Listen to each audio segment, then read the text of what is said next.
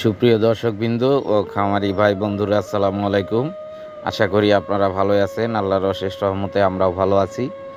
তো আজকেও কিছু রেডি টু কুক কোয়েল পাখির মাংস বিক্রি করলাম।